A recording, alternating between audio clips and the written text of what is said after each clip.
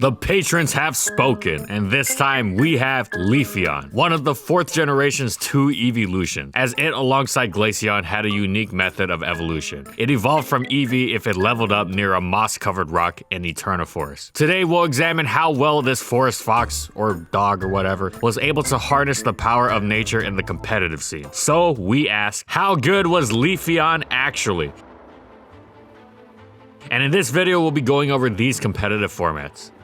In Gen 4, OU was far beyond Leafeon's reach in its debut generation. And that's not surprising considering all the dragons and steels and Heatran and Infernape. So Leafeon dropped to UU, and there it was quietly one of the best Pokemon in the metagame, which was even more impressive given that every grass type had to compete with the tier king Venusaur. Leafeon's base 95 speed was terrific for UU, getting the jump on a majority of the best Pokemon in the tier, including Moltres and Rotom, who were already considered pretty speedy. This went well with its huge attack stat, Swords Dance, and vicious stab Leaf Blade that tore through common physical walls such as Milotic and Rhyperior. Grass and fire types being everywhere meant that sure, there were plenty of resists to it, but those Pokemon got absolutely obliterated by Double Edge. Leafeon wasn't a frail sweeper either. Its massive defense stat meant it was tough to KO, and it could even stay alive with Synthesis to defeat attempts to outmaneuver it through recoil. It also was hugely important defensively. Most defensive teams that Leafeon fit on got absolutely destroyed by rock polished Torterra, but Leafeon effortlessly walled it without any investment at all. Now Leafeon did get walled by Registeel, who was quite common. However, it had several ways around that. First of all, Registeel was tasked with taking on much of the metagame, and it didn't have recovery. This meant that with good play, it could be overwhelmed before Leafeon ever revealed itself. Second of all, there was an easy solution if one felt like it: Dugtrio. Third of all, Leafeon could turn getting walled by Registeel to its advantage because it could also use Baton Pass, sending its Swords Dance boost to something terrifying like Rock Polish Rhyperior, and that could potentially be game over on the spot. This was also useful against something like a defensive Arcanine that was just out of Double Edge range. Leafeon was one of the most ferocious offensive threats in the metagame. It wasn't just incredibly strong, it could even surprise the opponent with devastating impact. Leafeon could also go on a defensive route on bulkier teams to great effect. It was similar to Tangrowth, who was generally preferred thanks to Sleep Powder and Leech Seed, but Leafeon had terrific team support moves in Wish and Heal Bell, making it just as viable. Overall, Leafeon wasn't the first thing that came to mind when one thought 4th gen UU, but anyone who knew the tier knew just how incredible it could be.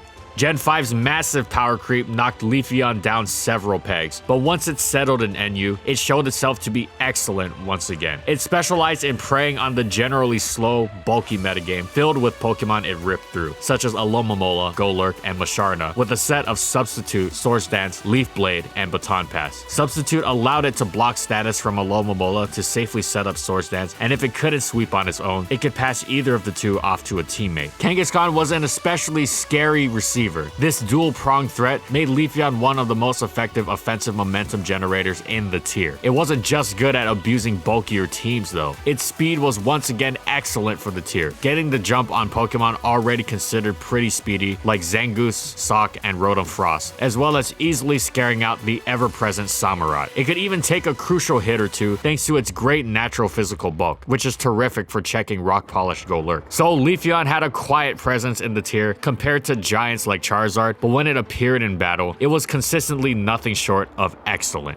Gen 6 power creep knocked Leafeon down another peg, which isn't surprising considering how pure grass types tend to struggle in higher tiers, but this time around it ended up in the new lowest tier, PU, and just like the past 2 generations, it found itself to be one of the metagame's more excellent Pokemon. As always, it made use of its terrific attack stat to pose an offensive threat. It now had better coverage thanks to Knockoff's significant upgrade, which is crucial for the annoying new Gourgeist, and its side effect was particularly useful at crippling Leafeon's common switch-ins, such as the Eviolite reliant Tangela and Vullaby, allowing Leafeon to blow through them with a Swords Dance boosted return or Double Edge later in the battle. It even kept up with the times by using Yachtberry, so Simipour had a difficult time revenge killing it. It didn't always sweep, but it often left the opposing team with a gaping hole, easily taken advantage of by its teammates, and that is not to say that it wasn't a threat to sweep itself. Swords Dance was a great set, but for the first time, Leafeon was able to effectively run offensive sets without the move. Grass types generally aren't thought of as choices Choice Scarfers, but Leafeon made a fine one. With its immediate power now accentuated by newfound speed, it had plenty of opportunity to plow through this faster metagame's offensive teams, blitzing by Floatzel and Zebstrika, as well as common opposing Choice Scarfers like Rotom Frost and Mr. Mime. Since Scarf Leafeon no longer used Swords Dance, it had to find another move for the 4th slot, and comically enough, it was able to find competitive use for Rock Smash, which allowed it to check Pawniard. Admittingly, X-Scissor and Bullet Seed were more common, but still. Finally, Leafeon even ran an effective Choice Band set, and this was basically like a more hit-and-run version of the Swords Dancer. It wasn't going to be sweeping teams, but it was going to hit them really hard, and it was going to do so immediately. No more pivoting Dodrio in on a Swords Dance, as it was immediately getting smacked by Double Edge. Overall, Leafeon was a vicious offensive threat in PU, and it added some diversity to its repertoire that expanded just how difficult it was to check, which was already tough to begin with.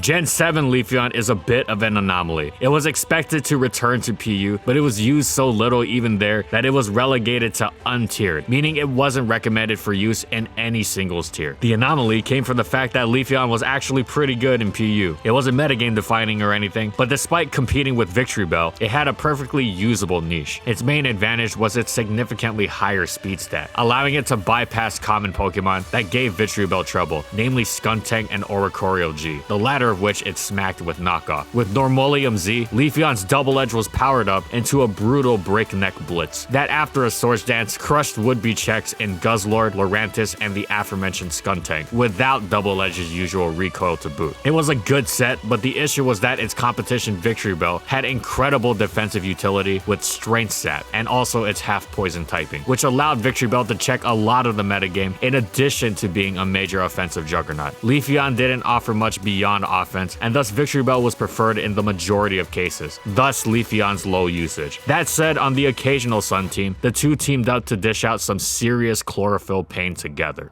And that's it. So how good was Leafeon actually? Well, you could call it Bill or Ted, because you may have noticed that throughout this video, it was constantly referred to as excellent. Now, of course, this was within the confines of whichever lower tier it happened to be in, as opposed to a lifetime OU Pokemon. But not many Pokemon are able to maintain such a terrific presence in whichever tier they land in, as they fall through the cross-generational tiering rung. Even in its worst metagame, it still had a perfectly decent role. Leafeon's well-rounded stats and pure grass typing perfectly exemplified the essence of the lower tiers. So overall, Leafeon was excellent. Thanks for watching, everyone, and a huge thank you to the patrons for continued support of our videos and for voting for this Pokemon for this month's patron pick. And as always, if you liked the video and you want to see more, be sure to subscribe to False White Gaming for more weekly Pokemon content. And in the comments, I want to know, what do you think about competitive Leafeon? Would you buff it to make it UU or OU? Whatever it is, let me know in the comments. And follow my crew on these social media platforms. And that's all I got. See you next time, everyone.